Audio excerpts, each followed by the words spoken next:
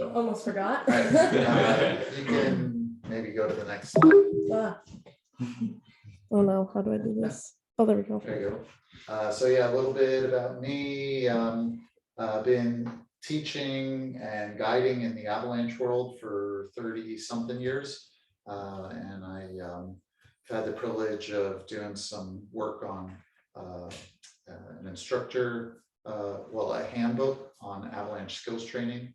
We got to do with James Floyer back in 2018, and then did some curriculum work for Avalanche Canada back in 2020 on the what's called the AST2, Avalanche Skills Training 2 course, as well as other things. But let's move on to why you're here, which is talking about avalanche stuff. So let's switch to the next slide.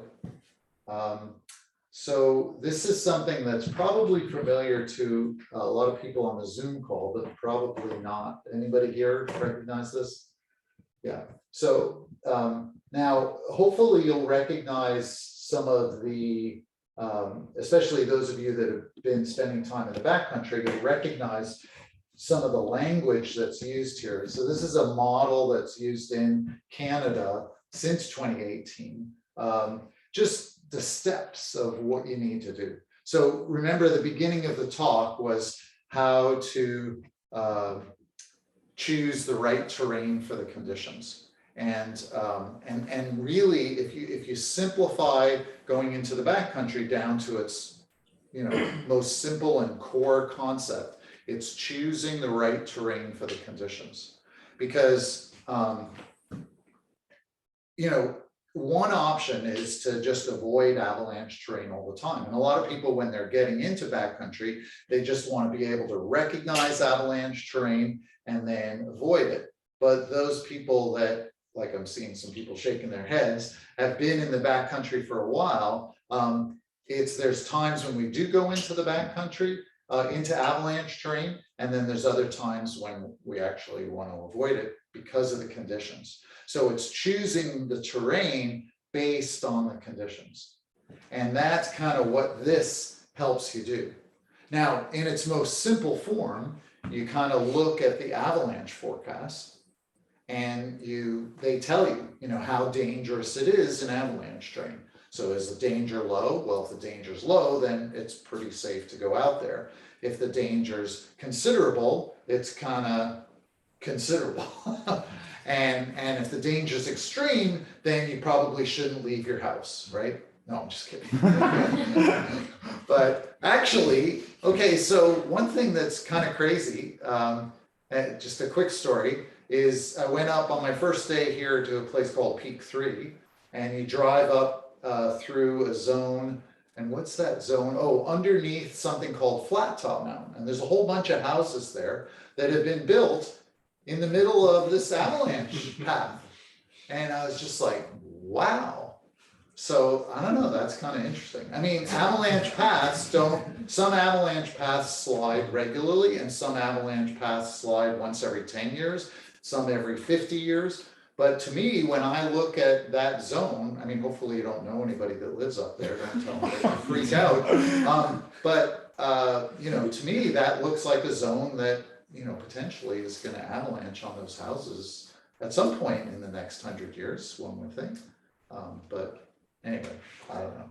I'm not from Alaska,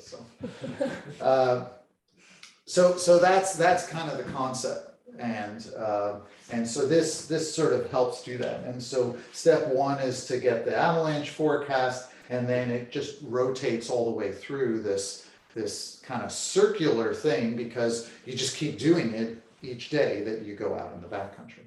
But we'll go through the steps real quick. We're going to get more into Alaska stuff, so I'm going to go through this fairly quickly. And the people on the Zoom call have probably seen this a zillion times. But you start by getting the forecast. And I think this is familiar. This is familiar in Alaska, right? It's called the North American Danger Scale. And so it gives you an idea as to, what's the danger out there. And it's pretty intuitive. You just go, okay, well, considerable. And we forecast in Canada 3 zones: Alpine, tree line, below tree line. Here in Alaska, do they even bother with that, or do they just say this is the forecast? Because mostly what you guys ski is Alpine. They do it, but They do yeah. it But based it's- on, they do it based on altitude, Yeah. like An altitude, yeah. right. And because, you know, things do change with altitude. We're going to talk about that, especially this time of year in the spring. And then they give you the avalanche problem. So as you get more into it, you know, you can get into the nitty gritty of, oh, wow, okay, this at this elevation and this avalanche problem on this slope and this aspect and how likely. So it does get more complicated, but I think it's really important.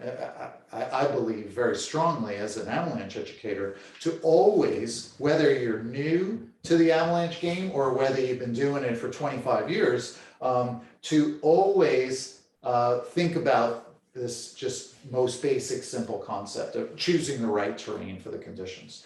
And so these simple tools are there for everyone to use. Because as soon as you start getting into the complex stuff, then you can rationalize your way into skiing anything you want, right?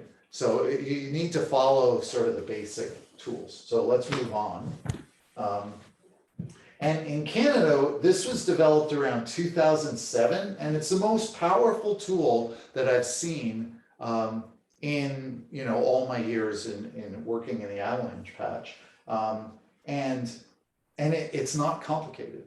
It's really straightforward. It basically gives you an idea of like a green, which is go, and sure, there's still caution because it's not like there's no risk. There's never no risk, right? Going outside the house, there's some risk.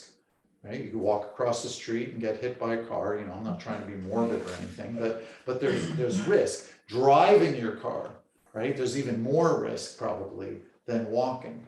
And so what we think about in the avalanche world is degrees of risk. And so we can choose the right terrain and keep the level of risk similar to or even less than driving in a car. So when I go into the backcountry, my goal is always to make sure that the most dangerous part of the day is driving to the trailhead. And it's totally doable to do that. And the statistics prove that as well. When you look at the number of avalanche fatalities, you know, over the course of a given year, it's not a super high number. Now, obviously, there's not as many people in the backcountry as there are driving their vehicles. But when you look at it on a per capita basis, it's a reasonable number. So this is not something that, you know, is super you know, super risky activity if you choose the right terrain for the conditions. I mean, it can be just like, you know, driving with bald tires in the middle of winter would be a lot more risky than if you've got decent tires on your car. And so this is like, you know, don't use bald tires, use a tool to help you choose the right terrain. And then you've got a good shot at having safety. Is that fair? Like, just because it's hard when you get into this and you start thinking, why would I do this? Why would I go into the backcountry? Why would I take that risk? Because we all take risk in life just to be able to, you know, live and do things we want to do. Another part of it is gear, right? So we've got all this gear that we want to, you know, make sure that we know how to use, and that's one of our safety features. It decreases something, or what's called our vulnerability. You know, same thing as a car. You know, having a good working car decreases your vulnerability on the road. Okay, continuing. And then when we get out there, we want to be able to, you know, look around and we want to check things. And so the things that we look for in the avalanche world include how much snow fell recently. Hey, you know, has the wind been blowing and how much snow is that moving around? What are the temperatures? And then are we seeing signs of instability? So we were out yesterday. Oh my God. Like I got convinced, you know, yesterday, like this place rocks. And it was interesting, right? We were able to check to see how much snow fell over the weekend. So leading up to yesterday, there was actually a big storm down south. Crazy weather, by the way, for those of you that aren't from Alaska. So how far away? Like 30 miles away Okay, so we got like no precipitation here in Anchorage, and 30 miles away, they got 50 centimeters. I'm still talking to you. Whatever that translates into. Almost 2 feet. And so the weather here is so specific, it's really interesting. So we were able to find out how much snow fell. You know, we looked for signs of the wind affecting slopes. We were definitely monitoring temperatures on a day like yesterday, where it got warm during the day, but cold overnight. And we were looking for signs of avalanches. And what did we see? We saw signs of avalanches, right? So that impacted, you know, how we looked at the day. And we went out yesterday in considerable danger. Right? So what did we do? What did we do to manage our risk? We chose the right terrain for the conditions, right? That's what we did. Yeah, just like always. And we used some travel habits, right? So we had some really good communication. We got up to a pass. We had a talk about what people thought. Everybody had a voice, and then we decided what we were going to do based on what everyone was comfortable with. When we were riding in avalanche terrain, we didn't choose like big avalanche terrain, but we chose some smaller avalanche features. You know, we spread out and we went one at a time on slopes. And when we did get back together, it was in a reasonably safe spot. What else is on here? Other good travel habits. Go ahead, Sage. Is that we were using terrain wisely. So that's kind of a very broad general term, but we were looking at, you know, how big was the slope and what were the consequences if that slope were to slide. So we're using concepts like that. We were looking for instability. As I said, we saw avalanches yesterday, quite a few. And a really cool strategy too is to plan an escape route. So if this slides, where am I going to go? Okay. Continuing on. And then the next step in this, you know, daily process, but again, you don't have to be in Canada to use the daily process. Everybody kind of uses it without even knowing what it's called. Not that this is the only way to describe it. But then you think about like really nitty gritty, you know, how do you evaluate a slope? So when we were at yesterday, Isaac and I were looking at the slopes and we were looking at our options. And what we were seeing, we'll look at a picture of it later, is kind of the climber's left side was just, you know, pretty small avalanche feature. And then as you moved more to the right and looking closer to the peak, that the slopes were bigger and bigger and bigger. And so that's what we were thinking about in terms of, you know, what are the consequences? Well, obviously the consequences are bigger on a big slope as compared to a little slope. So we kind of ended up choosing something kind of more toward the littler side, but you know, we also didn't totally, you know, just go super safe. It was like, all right, we could survive an avalanche on this sort of medium-sized slope. And I was like, I'm here to ski. I'm in Alaska.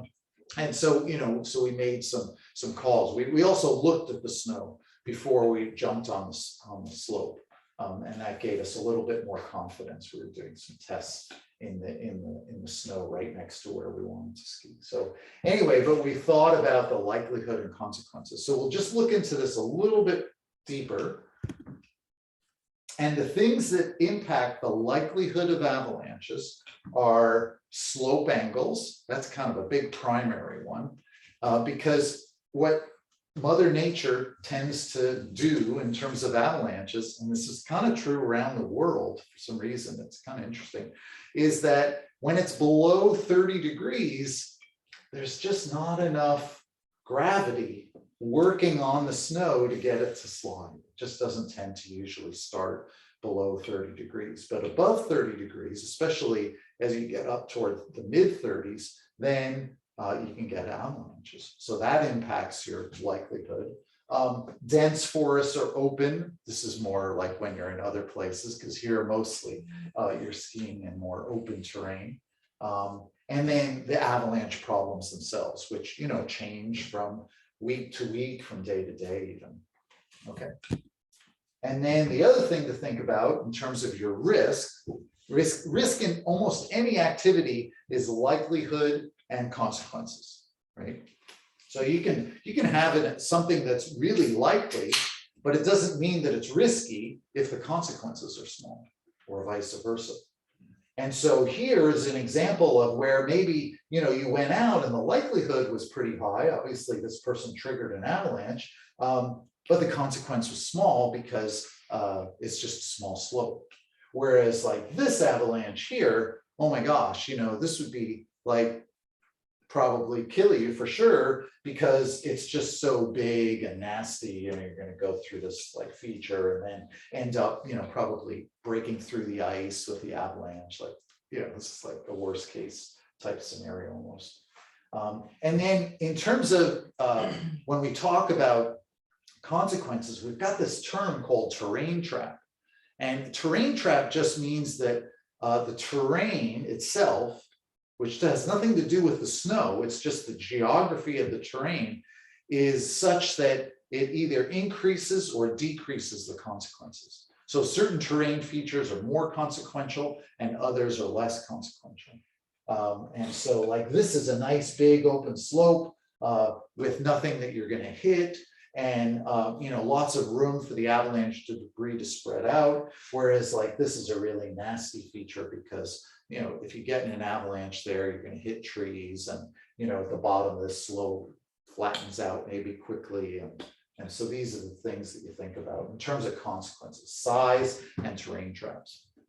So it's not too many things. I mean, it's kind of a lot of things. Those of you that are new to this are, I'm already like totally flooded with information, but it comes down to the angle, what we say anchors, right? So if there's a lot of trees, if you're in dense forest, that reduces the likelihood. The avalanche problems, so that's AAA, all of those things. And then size and terrain traps, AAAST. So we can use that because that's the name of the course in Canada for avalanche skills training. So it's a way to remember it.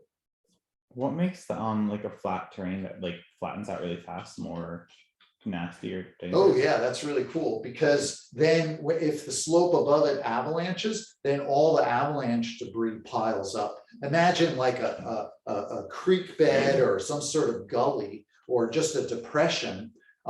All the avalanche debris is going to fill up the depression and then end up burying you potentially a lot deeper.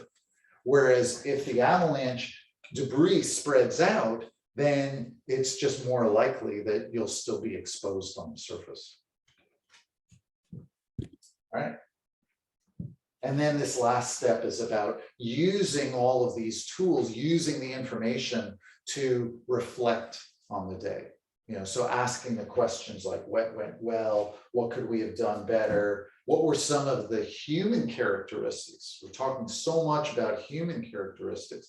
It's technical, yes, but really what it comes down to is, each one of you, the human part of how we make decisions. We're not robots. We're humans that are prone to emotions and all sorts of things that affect how we make decisions. And so we really want to honor that and recognize it. Kind of goes a little bit beyond the depth of today's conversation, but yeah, it's a big deal. Okay. So as a way to kind of talk more, I thought maybe I'd just show a few highlights, including yesterday's ski tour. But this season, and I understand here in Alaska, started very similar to this area here. This is a picture of Rogers Pass above Revelstoke, BC. And this is December 3rd or 4th or something. Incredible coverage, right? Early December, measured over 7 feet of snow already. And you guys had a similar start here in Alaska. So it was exciting. Okay, let's continue on. So that's great. And with that came, some big avalanches, because a lot of that snow came in an event called an atmospheric river. So, we'll talk a little bit about some of the changes that are happening in the global climate I think there's a jar Sage put out for if you feel inspired from this. And this is true for the Zoom participants. If anyone feels inspired after this talk, I want to do something to, you know, try to keep winter going, right? Because winter itself, I mean, not to be overly dramatic, but we're already seeing those changes. Winter itself, the ability to enjoy snow and skiing is threatened by the changes that are happening in the global climate. And so there's like organizations that are trying to work toward that. And Protect Our Winters is one, there's others as well. So quite a few years ago, I made the decision, okay, like I care about this, but I want to do something. So I give some of my course fees every year to organizations like PAL and yeah. So anyway, but this was, you know, we've had some crazy weather in British Columbia in the last year. We had this heat dome thing, like this unprecedented thing that happens maybe once every 1,000 years, but it's probably going to happen more often because of these global climate things. Temperatures got up so warm in British Columbia last summer that we were surpassing the record high temperatures in places like Las Vegas and Phoenix, you know, places that are normally really hot. We had temperatures even hotter than that in BC. And then at the end of November, we had this somewhat unprecedented, warm, super gnarly rain event. And the thing that was amazing was that up above like 2,000 meters, 7,000 feet, it was snow. And that's why we had such a good snowpack in the high elevations. And I imagine, you know, you guys actually, Patagonia just put out something on Friday for Earth Day. And what was the name of the town? New Talk, Alaska. New Talk, Alaska, right? There's a whole bunch of people, not tons of people, but a small community that basically all their houses, because of the change in the sea level, all their houses are having to be moved because they can't live there anymore. The ocean is rising. And so it's just kind of a, yeah, cool story about that. I can't really see that very well, so let's move on, but that's kind of a wind slab issue. That's a little bit. Oh, it's a video. Yeah, so just keep going. Silly. And yes, this is some good examples of, you know, avalanche. This is a great picture of where I came in and actually put a ski cut into the slope. It's hard to tell. It looks like, oh my God, what crazy dude. But there was like coming across the slope, there was this like flat bench right over here. And so I was able to put a ski cut in and then this slope released because we had this here was a surface hoar problem. Again, more technical term, but it's frozen dew. Right? So when you go out in the morning in the winter and there's frost on your windshield, that's the same thing. That you make you think, oh, that's surface hoar in the backcountry. And so around where we are, and sometimes here too, we get these problems, and it's one of the things that can cause avalanches. That awesome anchor tree did its job. Yeah, yeah, it does do its job. Yeah, I don't know if I want to do this whole video. We don't really have the sound too hooked up. Let's keep rolling. We got lots of other things we can talk about. You can turn the Whoa. volume up on the TV if you want to. Dan. Yeah, it's okay. And then this was a really interesting one. Kind of see that. This is a super deep avalanche that happened in February. And you guys have had some really similar situations in your snowpack where sometimes not only do we get avalanche problems that persist, so that's kind of a term that's used in the avalanche world, for you know, maybe days and weeks, some of these problems persist for months, like for the whole season.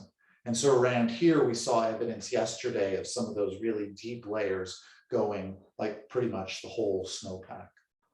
And that was happening over the last week in the area we went. And this is an example in BC where I was teaching a course where we were really surprised and we came upon this avalanche. And the thing that's weird about these really deep layer ones is they're very hard to predict.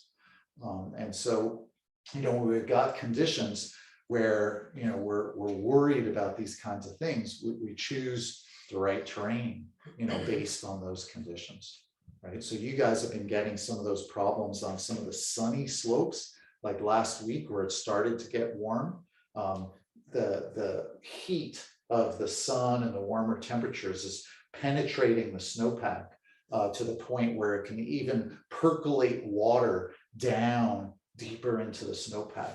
And that can be a problem. That's kind of one of the themes we wanted to talk about today in terms of springtime and what can happen. What set that one up? Just chance, like there wasn't any sort of really weird conditions. It wasn't a heat thing. It just decided to go one day, and we just happened to come upon it. So yeah. But again, it's so easy to start to say, it's just too hard to predict. But that's the nature of risk, right? I mean, not to be trite about anything, but shit happens to all of us and the people we know, and without getting too heavy on that subject, it's just part of risk, right? And so we have to make decisions about risk, how we're going to live our lives, and and even this whole climate thing, like we have to make decisions about that, because even though that's not really a near-term risk, except if you live in Newton, where it's like, damn, we can't even live where our houses are anymore. We have to tear them down and build new ones because the seawater's risen so much. So some of these things are not to get overly philosophical, but there's mortality is a real thing. But we don't have to be afraid of it. There's ways that we can embrace that. And interestingly enough, all right, I'm going to totally go for it here. One of the ways that I've found to be able to deal with some of these topics, like say mortality or even risk, when it's just so hard to fathom.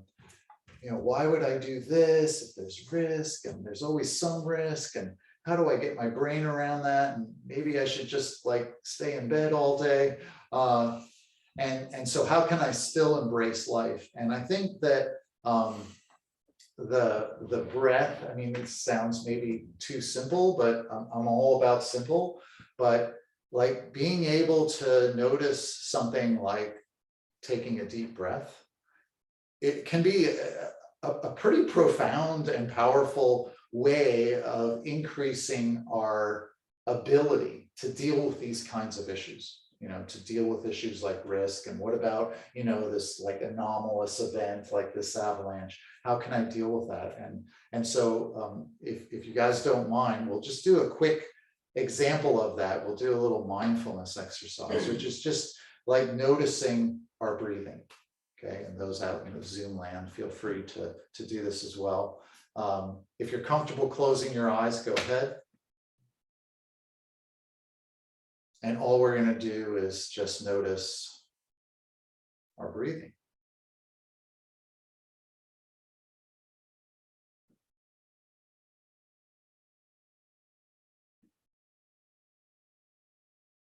And as you notice your breathing, you might notice that your breathing deepens a little bit. So just play around with that. And see how much you can just sort of embrace that nice deeper breath, where you feel more alive, maybe more relaxed.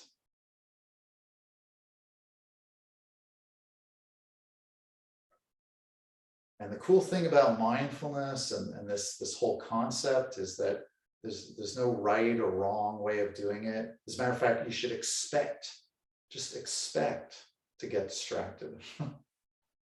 That's just the nature of how our brains work.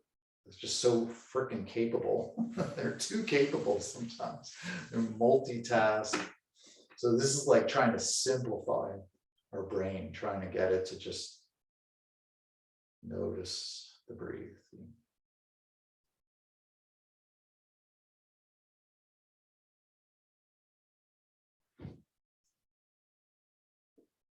So we'll finish up this exercise by taking 4 nice deep breaths. I'm going to shut up so we can all just focus on breathing. Expect to be distracted. Just bring your mind back to the breath.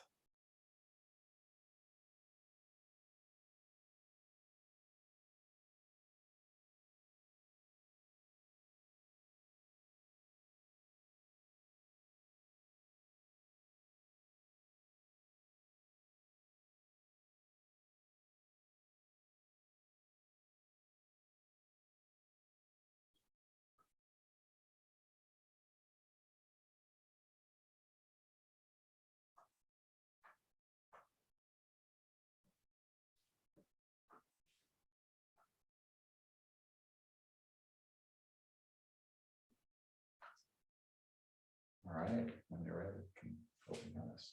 Oh.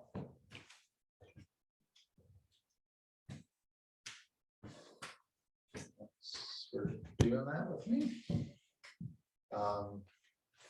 Yeah, these are some of the blocks that came off that big avalanche.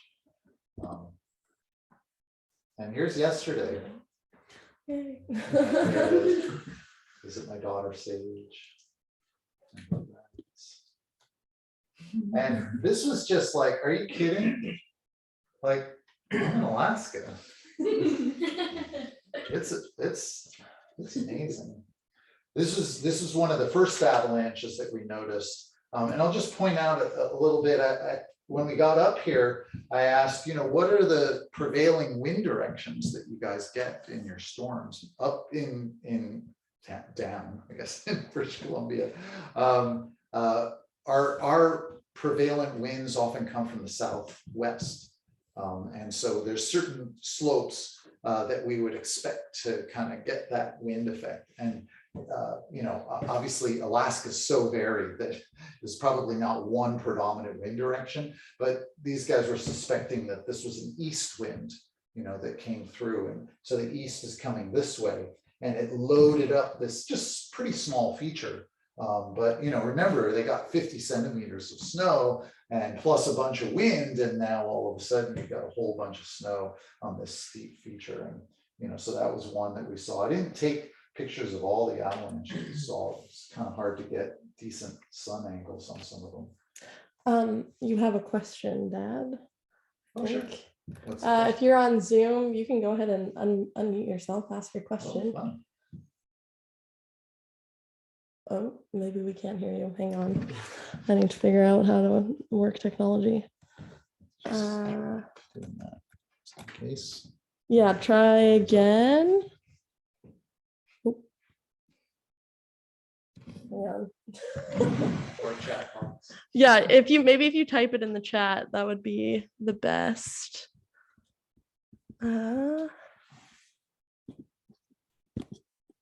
Yeah, so this is a cool picture of these some of these deep avalanche that we saw across the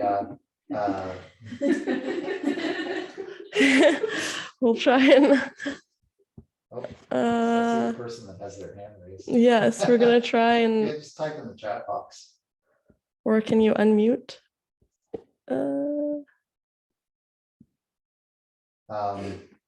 So sorry. Oh, sorry, Dad. This is my abilities are lacking. yeah. Okay, wait. We'll do this. Feel free.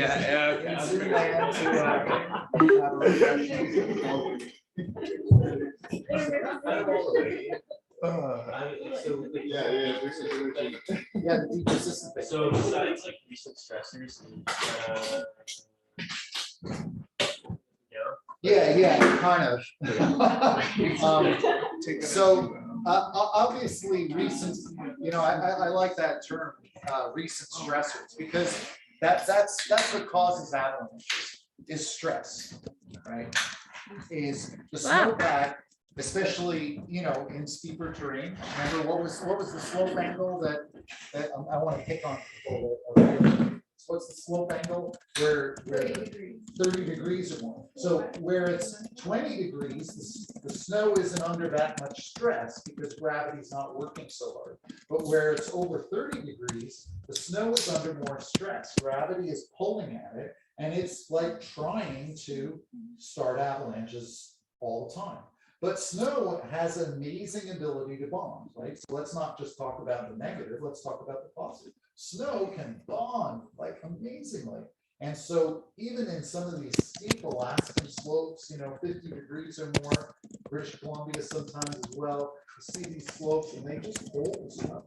But when there's stressors like new snow on top of it, or really warm temperatures, or wind kind of adding more snow, these are the things that can often trigger. But unfortunately, the deeper these layers are, the more unpredictable they are too.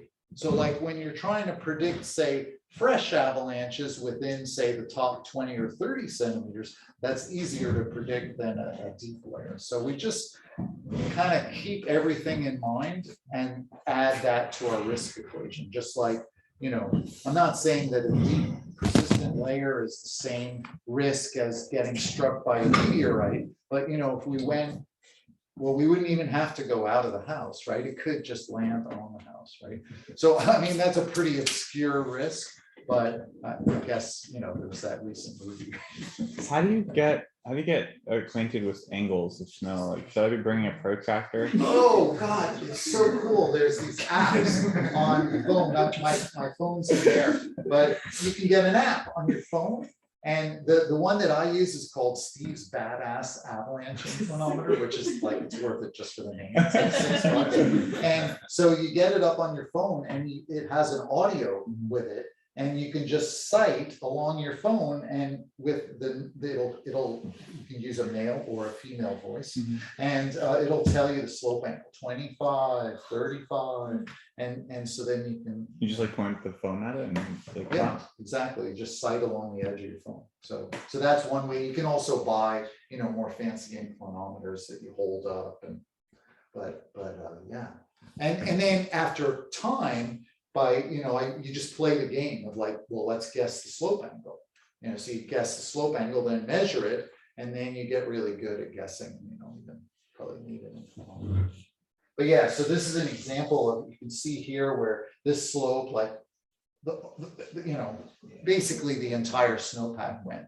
And these guys had, what was it you said, Halloween? There was some sort of layer that formed around that time. And so here's another example here, right? The whole snowpack down to, bare ground. What would you say that angle These is? are good question. I would say probably this zone in here is close to 40 degrees. Yeah.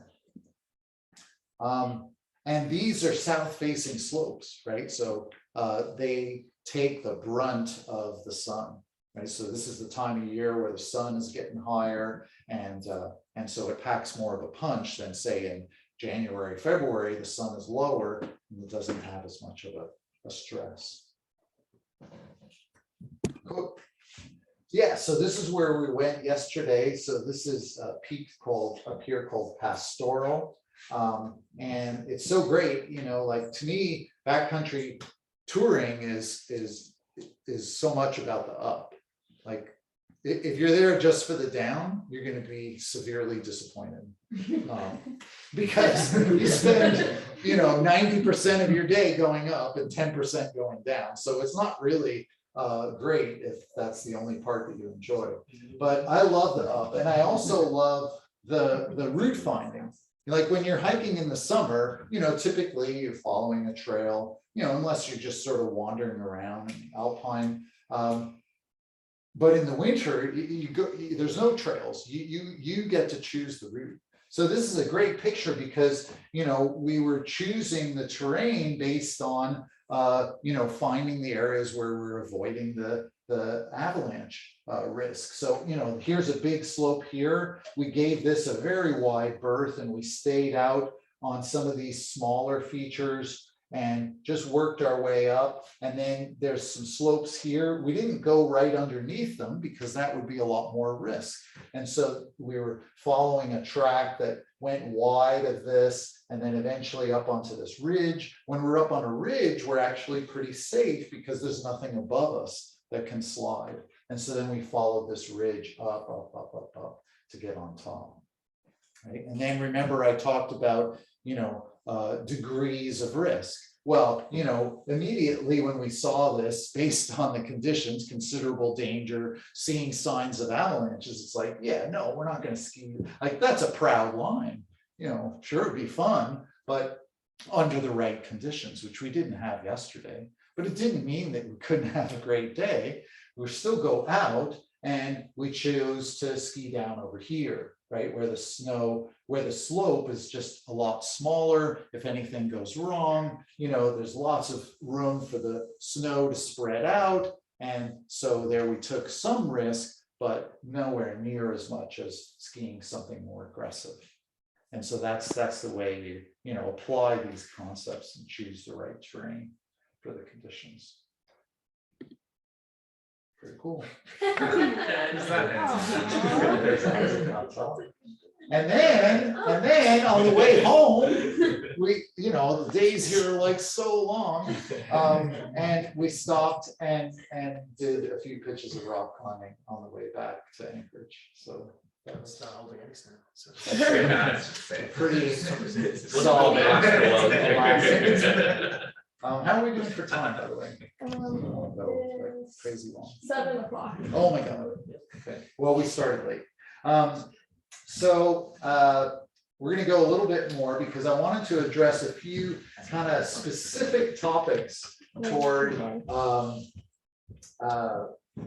dealing with alpine terrain and dealing with spring conditions, because this is the time of year, whether you're here or whether you're in BC or anywhere like in the Northern Hemisphere, where you're dealing with changes in the weather. And it can lead to certain aspects of making the snowpack more stable. And it can also be toward making the snowpack less stable. And you're like, how do you know? And a lot of it has to do with the time of day, because we get these big temperature swings that happen overnight and then during the day. And so, so how do we deal with these kinds of things? Now, one of the things that's interesting, we'll talk about this alpine. So alpine means the area that's above the trees, right? And in British Columbia, where I ski, alpine starts at around 7,000 feet. And below 7,000 feet, it's forested, right? We have a zone that we call tree line, where it's kind of a little bit more open.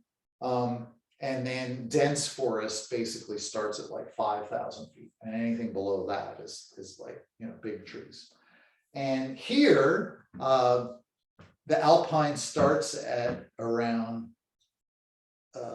300 feet or something. 300. Like there's that one area, Tin Can, where the trees go up to maybe 1,000 feet, maybe not even quite that much. Not quite that, like 800 feet above sea level, which for those of us in metric land, like 250 meters.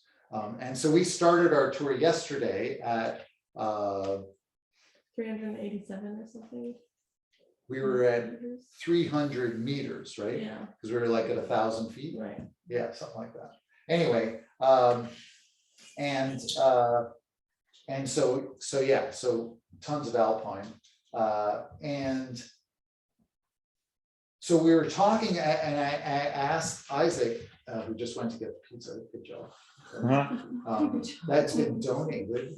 Thanks Sorry, to Moose's Tooth. What's the name of the place? Moose's Tooth Pub. Moose's Tooth Pub was kind enough to donate pizzas, and not to make the Zoom people jealous. They should be jealous. And yeah, so that's coming.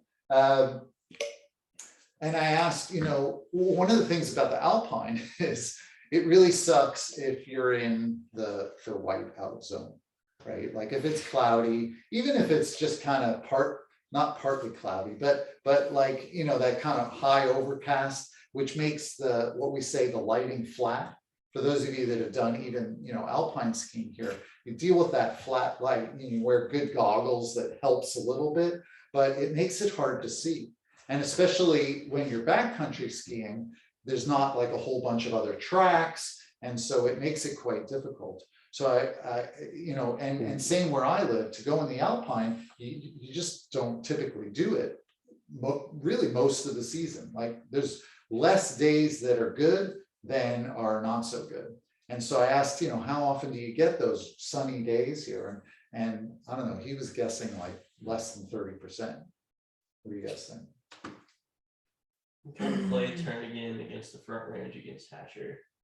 Right, yeah, you guys have this crazy thing going on where the weather is different, like 30 miles that way versus 30 miles that way. And so you just decide in the morning, okay, which direction am I driving to get the sun? So I guess you can play that card, but even so. It's not great.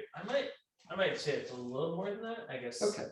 Bluebird might be like 20-25%, but I think skiable above Alpine. is- Like good, yeah, you know, we have visibility. Skiable, not amazing. Skiable, right? Fair enough. Yeah. Anything skiable, just charge hard. Yeah. And so we deal with, you know, the same kind of issues, but sometimes, especially in the spring, which is one of the reasons that, you know, people that are like hardcore skiers, even though maybe we don't get as deep powder days, they know that spring brings sometimes these longer periods of, you know, sunny weather, certainly very comfortable conditions. I was out, you know, kind of in a t-shirt for part of the day. So, you know, I'm not getting cold or anything. And you get this nice weather. We had a question of what was the name of the Avalanche The app? Avalanche app is, I think it's just called Avalanche Inclinometer, like if you go onto an app store, but because, Okay. you know, probably the app doesn't want it to say badass, but that's the full name, but Avalanche Inclinometer. I can put it in the chat too afterwards. Sure, okay. Yeah, let's move on to another slide. So yeah, so we were just talking about the flexibility. So really what I just want to encourage you all is to find jobs where you have the flexibility to be able to take advantage of the good weather. And that's probably one of the most important things toward being able to ski well. Uh-huh. I don't know what's happening. There we go. Okay. So what are the typical avalanche problems that you might see in the alpine environment, either in Alaska or elsewhere? And I think one of the things that I wanted to share was on a trip earlier this winter in the Purcell mountain range. And we paid, you know, money to reserve a pretty rustic backcountry hut, but we, you know, had to access it via helicopter. So, you know, and you know, get organized for a week's worth of food and everything. And because it has all this great alpine terrain, and there's actually pretty shitty tree skiing. Like it's like up here, you know, you want the alpine to be happening. And we spent 7 days and basically didn't really ski much of anything. And so it was disappointing, but some of the silver linings were, one, we practiced turning around. And if you're going to stay safe in the mountains, you need to be able to turn around. You need to be able to, you know, sure, set goals, but you need to be able to say, hey, the conditions aren't right today, and we need to adjust our plans. And so we got a lot of practice doing that. We did get one really nice day out of 7, and so we certainly took advantage of that day, and it was magnificent. And you know, as I get more into this older experience, I guess what I realized is that when I was younger, it was more about the goals. It was about, you know, I want to accomplish this and I want to do that. And now it's more about the experience. so you have a good experience, even if you don't get, your goals, because really, what are those goals, right? Like skiing a peak, skiing, I mean, they're good, but the experience I'm finding is even better, and more, has more depth even. So And then Dad, we do have a question from Robert. sure. Robert, if you want to unmute, we should be able to hear you. If not, you can throw it in the chat. That's fun to hear people. Oh, See if the chat comes in. uh, Could I keep if, talking? yeah, keep going. Keep And talking. Robert, if you want to throw Yeah. your question in the chat, So- or we'll So get back anyway, in. one of the things that, the reason I was telling this story is that we were getting avalanche forecasts. We didn't have, Wi-Fi or anything, but I think Sage actually was helping us out via InReach. So again, this isn't like promoting any particular brand, except for Steve's badass thing. That's so great. But there's various forms of ways to communicate in the backcountry without a cell signal or anything, and that's one of the popular ones. And so she was sending us avalanche forecasts and weather for the time, and it was interesting because the avalanche bulletins are really good, and I really trust them like so much of the time. But that week they were so often missing the mark. And part of it was because we were just spending time in the Alpine. And what that really kind of brought home to me is the Alpine is such a variable environment. I mean, it's a wonderful environment, which is why we go there. But we have, if we're going to be, kind of savvy about avalanches, we need to recognize when we go into the Alpine, which is pretty much all the time here, we just need to have our eyes open and pay attention. Because there's just so much difference between one feature and another feature, the way the wind comes in, the way the temperatures can, change with elevation, and the avalanche problems can be so different from one place to another. So with that, kind of like you talked about turning around, what are your kind of like signs that you look for that you see and you're like, all right, absolutely not, today's done, go back home. So Drew's roommate, Isaac, asked me exactly that question. And he said, what would be the things you would see today that would make this a no-go? And I said, nothing. Choose the right terrain for the conditions. Okay. Right? Right. So we did see things, we saw red flags, we saw signs of avalanches, there was definitely warming yesterday as the day went on.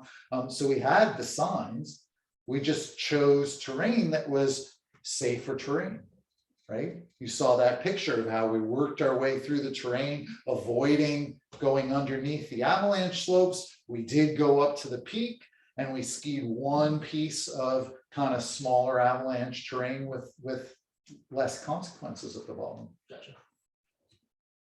So that's the thing that's so cool, right? Is that it doesn't have to be, I mean, assuming that, you've got terrain where you can choose that. If it's like, well, it's either, up this big gnarly avalanche path or nothing, then, okay, well, then maybe you're turning around. But ideally, and then we're going to talk about this here in a second, is how do we choose the right places? Ideally, some place that has options. Yeah. Right. So what are the avalanches? So you guys want to help me out? What are some of the avalanche problems we see in the Alpine? Wind slab. Yeah. So we see wind slabs so much more because it's just so exposed. What else do we see? What are the things because of the wind that develop over the course of a season? Cornices, right? So cornices are something, and in the springtime is the time of year, like cornices can fall anytime, right? So that comes down to another one of those problems that it's like, it's hard to predict. But what's the most likely time for a cornice to break off? When it's on top of it. What did you say? When you're walking on top. When you're walking on top, right? So we generally avoid stomping across the top of the cornice to give them a berth, but also in the middle of a warm day. right? The sun is beating on the backside of that cornice and potentially weakening it. But yes, it's again, it's one of those things where we just have to be aware. So we try to give them, wider berths because it's hard to know. Yeah, and then, when storms come in, right? Like we had, 50 centimeters, almost 2 feet over a period of a couple days. All right, continuing on. Oh, right, and then the warm thing, right? So you can get loose wet or wet slabs when the snowpack is just getting really. So when the snowpack gets really mushy, right? Like there's one thing when it's getting a little bit soft on top, that's like perfect for skiing. That's corn snow skiing, and that's really nice. But when it starts getting super mushy, that's not the time to be getting into really steep stuff, because that mushiness it's becoming more liquid, and liquid snow wants to move. Right. And So it is 7:13, just so you know. yeah, thanks. We're almost done here. How do we manage the variable risk that comes with freezing and foam, right? So this is good that I put this here, because that's exactly where we are. And this is funny because one of the things I found with Alaska, it's a cultural thing. It's cool. I like it. I'm adapting. And that is, you stay up late. The days get long. I mean, it doesn't even get dark till like 10:30. It's going to get even later as you get closer to summer solstice. And so obviously staying up late, you're going to sleep in late. And like the ski area here, they don't even open until 11 o'clock. And so, so of course I was like keen to go on this tour yesterday, and Sage and my friends. It's like, all right, so what's up? We're gonna get an early start, right? Because it's spring, and you want to get. So anyway, I said that I was gonna rib them. Is that one of the most important things in the spring is to get early starts, because it's a safety thing. If you can be out there before the snow gets too soft, that increases your margins. And so in the morning, typically in the spring, things are really safe because things freeze up overnight. Okay, so we go through this pattern of where you might have like pretty high danger on a south-facing slope in the middle of the day, especially in the afternoon, whereas that same slope first thing in the morning is frozen solid, and you're not going to get anything to move on. So we get these patterns in the spring, much more so than the middle of winter, where we just have to adjust to time of day. And if you're in Alaska, you're probably going to get a little bit later start than if you're coming from British Columbia. But yeah, still just comes down to choose the right terrain for the conditions. Would you want to ski the frozen terrain? Well, that's the thing too about, and we're going to get into that in a second, is how do you choose, the right piece of terrain in the spring so that you have a really good experience. All right, so let's move on to that. Oh yeah, so it's about timing. Oh, sorry, let's just look at that. Sorry. I just said it, but it's about timing, so time of day, the aspect, right? So you guys know what I mean by aspect? Is, is it facing the sun or is it facing away from the sun? In the northern hemisphere, north-facing slopes, less vulnerable to warming, south-facing slopes, more vulnerable. And then elevation too. Okay, so typically the higher elevations get a stakeholder.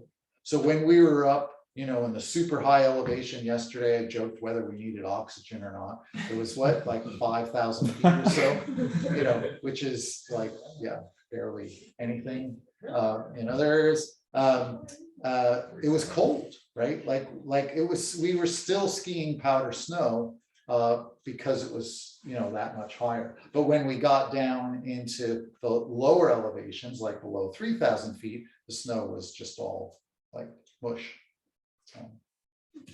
So were the lower elevations isothermal yet? Really down low, like down close to the parking lot. That's why I said so there's this term isothermal, when it gets so warm that the whole snowpack is wet. And when the snowpack first goes isothermal, like, a number of cycles of that, you have to be careful, because some of those layers that maybe were formed early in the season and haven't really been reacting, you get water percolating down to them. Those ones that we looked at on the other side of the highway, that's an isothermal snowpack that probably caused that. Right, so how do we plan our trips to take best advantage of that? Well, we kind of want to sort of strategize, what are we going for? And this can be powder or corn, or maybe even both. And so what we're looking for in terms of powder, remember, kind of based on what I said, where are you going to find powder this time of year? Higher up. High up. On which slopes, which aspect? North facing aspects, high up. That's kind of where you're going to find the powder. Where are you going to find the corn? South facing for sure. And what time of day? Afternoon. It depends. It depends, right? And so it's like this game, where you're trying to figure out what's going to be the timing to hit the corn, because you may have to go up when it's frozen, but ideally when you're coming down, you want to hit that when it's starting to soften. So southeast would be kind of or even east would be the first slopes that would soften up, because as the sun comes up in the east, those are the ones that are going to be getting that sun initially. So for some slopes, it might be 9, 10 o'clock before you even wake up.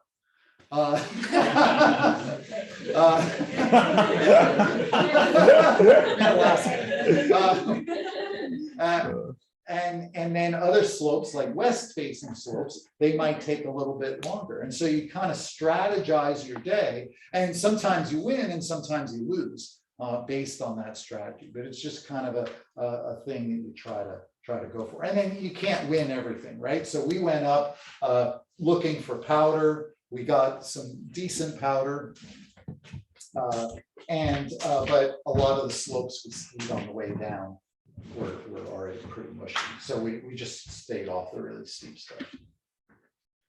Yeah, so what else? Elevation, aspect, timing, and then different snowpacks. So one of the things that's really interesting is, and I'm saying this because I know there's probably some people on the Zoom who are from my area, from what's called the intercontinental region. So it's kind of 3 regions that we talk about in the West for mountains. The coastal mountains are the ones closest to the ocean. And actually, coastal mountains don't necessarily get the best powder in BC, and I don't know about here. But one of the things that they do get is, I think they get better spring skiing. One of the reasons is that because the snowpack overall is a little bit wetter, over the course of the winter, that snowpack is just consolidating better.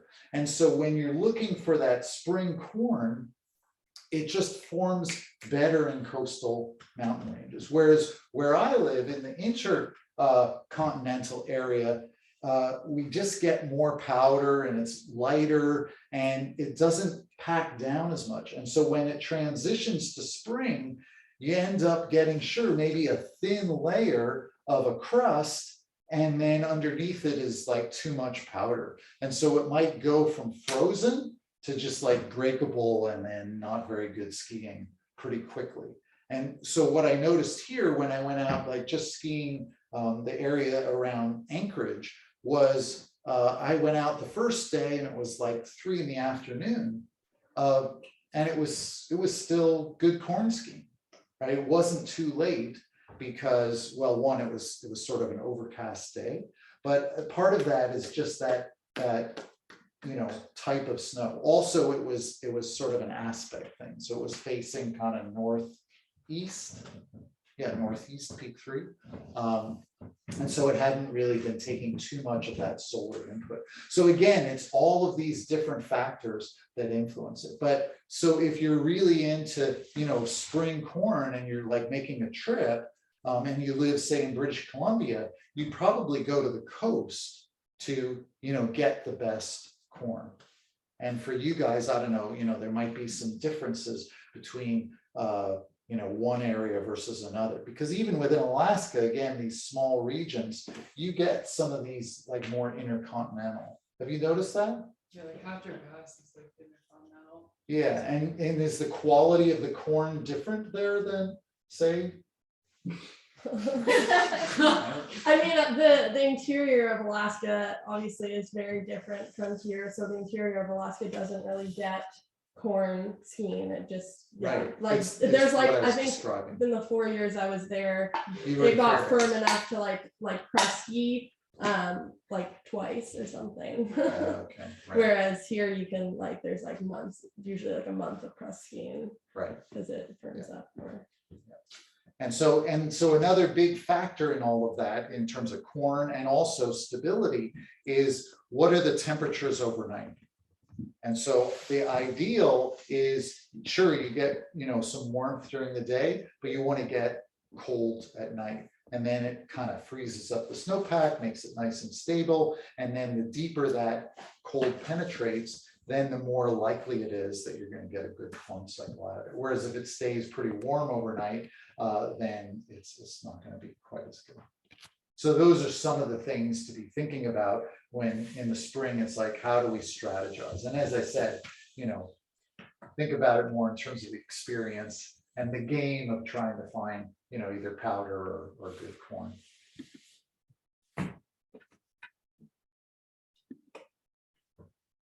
All right, sweet. Any does have any lingering questions, or do we have any from the chat? Yeah, people on Zoom, maybe raise your hand and then go ahead and unmute when I call your name, or just unmute. There's not too many people in there, so we should be able to hear you now. We'll see. Heard that before. And I also keep a chat. There's not in chat. Anyone else in person? Very good. Let's ask some good questions so far. So I don't know if this issue, but we seem to get like a lot of surface work, which I think is like kind of notoriously tricky. So what is your like thought process for navigating that? Yeah, I'm going to answer it generally more than specifically because I don't really have a specific answer.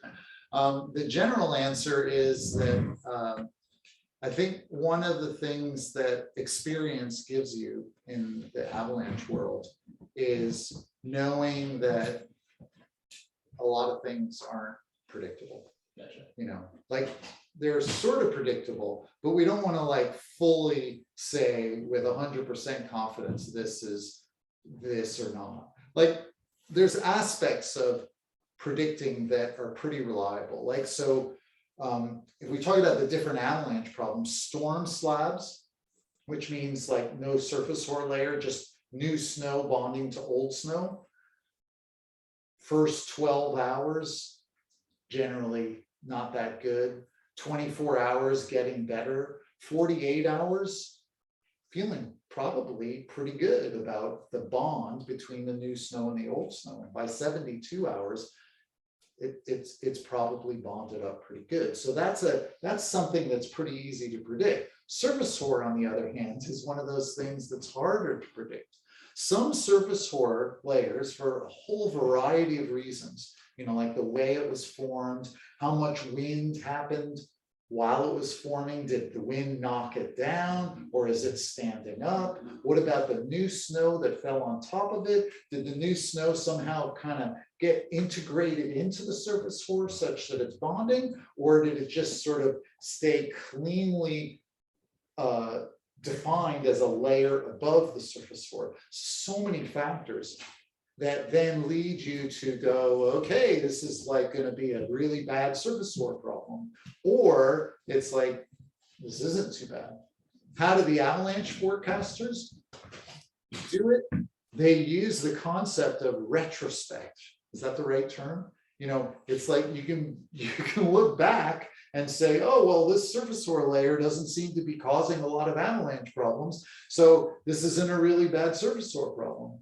But the monitoring of that and we're really lucky in Canada, we've got something called an information exchange that happens between the public itself. There's something called a mountain information network that helps them to contribute to this. And then the professionals on an information exchange are constantly giving each other information about what are we seeing with this layer? Is it causing avalanches or not?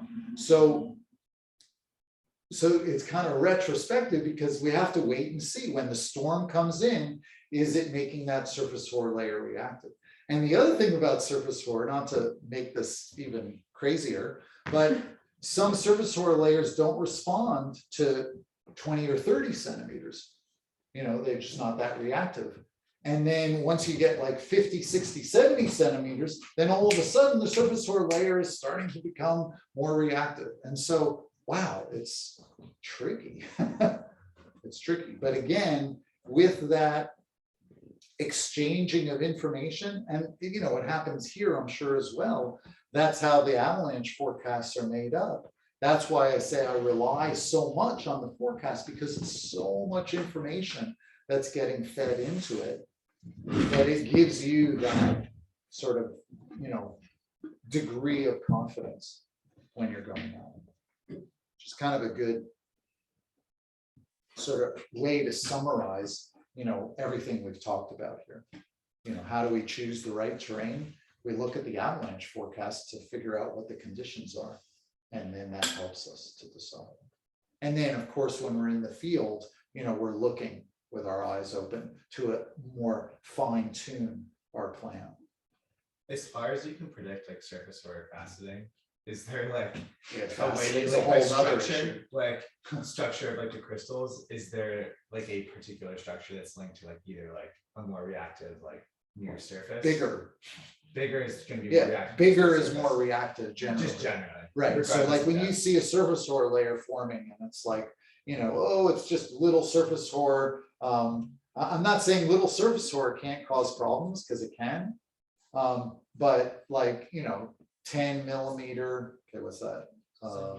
You know, like half-inch surface soil is probably going to be more problematic than, you know, micro inch. But as I said, there's a lot of other factors that have to do with temperature and wind, and you know, and then you mentioned faceting. Faceting's a process that happens within the snowpack on a microscopic scale over the course of the winter, because the molecules of the snowflakes are actually changing all the time. So they come out of the sky, but then molecularly they're changing within the snowpack over the winter, which makes some snowpacks more vulnerable to those changes. So like a Rockies snowpack, which tends to be thinner and colder than say a deep coastal snowpack, is going to be more prone to those faceting issues than the coastal snowpack. So again, these are generalities that we've learned over many years. And then each individual problem is going to form differently every winter. So it's always something to look forward to, because next winter is going to be a completely different snowpack, and we're going to have new problems and adjust to that. And despite all that complexity, you know, the people that spend time in the backcountry are amazingly savvy, because they've got such good tools, they've got good avalanche forecasts, and they're choosing the right terrain for the conditions, making the backcountry safer than, you know, winter driving overall, if they're following those tools and skills. Cool. Does anyone else have any other questions? All right, well, I think, yeah, we're all summed up in Zoom too, so. I think Okay, we're good. so thanks so much to all the people in Zoom land that joined us up here. It's the first time done something like this, and it's fun to be with a great group of people, as well as knowing that some of you that weren't able to come to Alaska, hopefully next time, are able to join in. And yeah, thanks everybody for everything.